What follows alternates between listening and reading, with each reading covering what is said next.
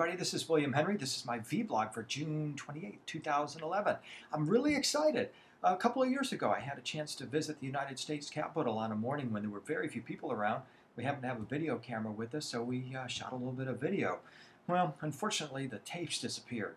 Well, what do you know? Out of the blue, mysteriously, they reappeared about a week or so ago. And so I just thought I would share with you a few minutes of what we shot. I hope you enjoy it.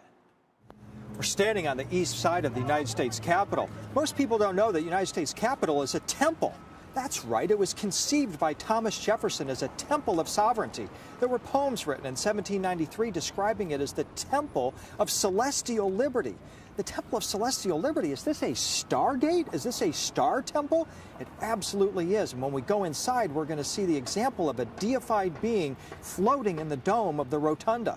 That deity is George Washington, who is portrayed on a rainbow in a heavenly scene. So let's go inside and find the real lost secrets in this temple.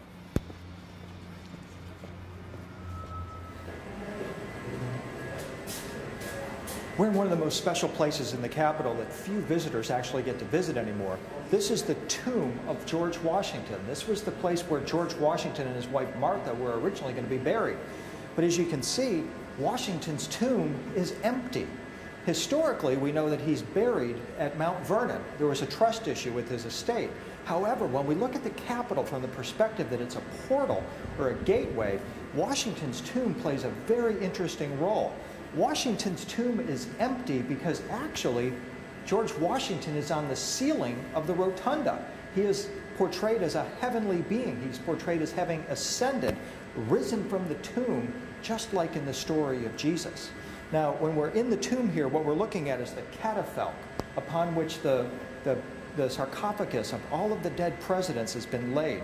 The United States Capitol has been considered hallowed ground ever since Abraham Lincoln's assassinated body laid in state in the rotunda on the catafalque that is now on display in the Capitol Visitor Center.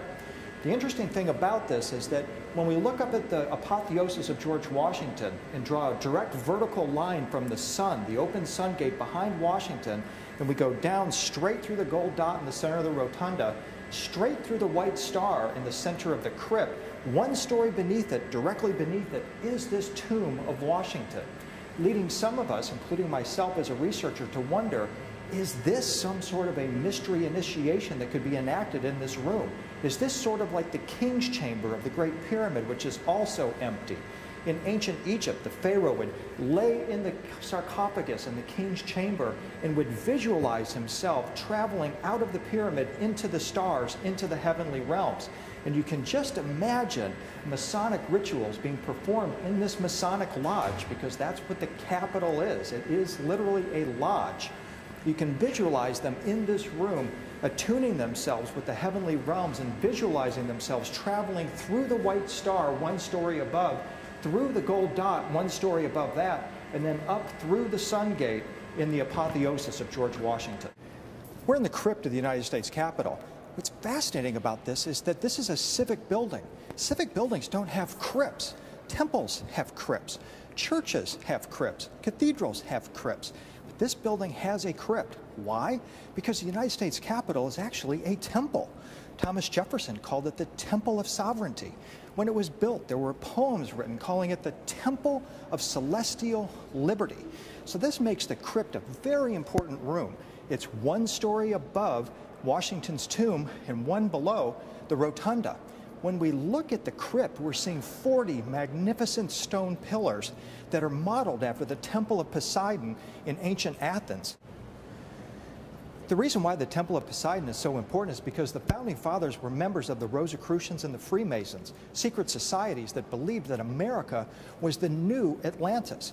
Poseidon was the priest king of the original Atlantis. So by building the crypt in the model of the Temple of Poseidon, they're paying homage to the original priest king or founder of Atlantis. When we go into this Temple of Poseidon, at the very center of Washington is this amazing white star. It's called the Seed of Washington.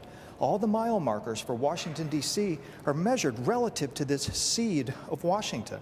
It's a very powerful symbol, and when we stand on it, we are experiencing this amazing acoustic effect. My voice is literally reverberating off the columns, and I hear an echo inside my head. If I were to go right straight through this chandelier, through the ceiling, I would be in the rotunda of the Capitol, one story above me. Just above that is the open sun gate in the apotheosis of George Washington. So standing on the crypt here is a very powerful spot. Now we're in the most special place perhaps in all of America, maybe even the whole world, the rotunda of the United States Capitol. Right here is the gold dot in the center of the rotunda.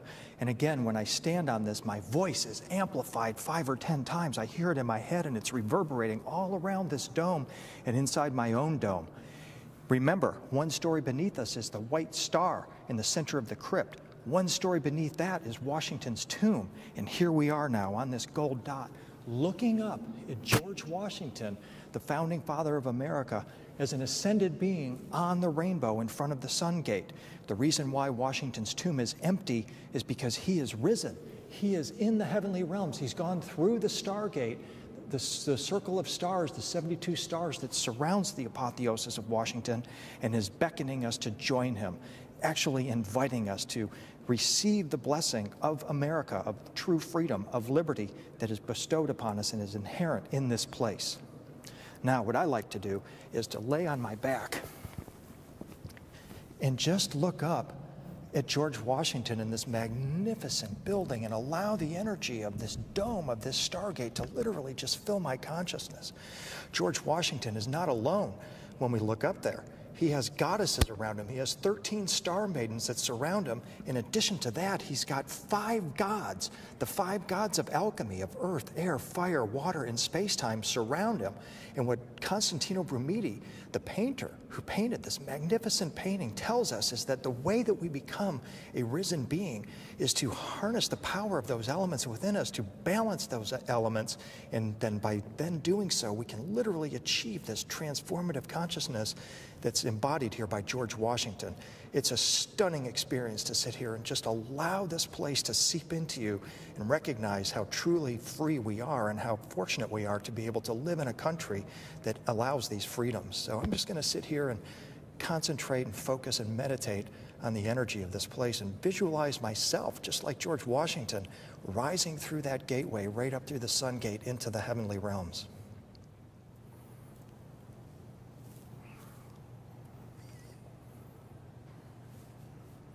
In Dan Brown's book, The Lost Symbol, he introduces us to the concept of noetics, the idea that people can focus their energy or their intention on a specific spot to affect change. I believe that if 3 times a day Americans turned towards the U.S. Capitol dome and sent positive energy or intentions, that we could bring about dramatic change. This isn't hocus pocus. This is new science. This is actual solid fact about how we can affect change.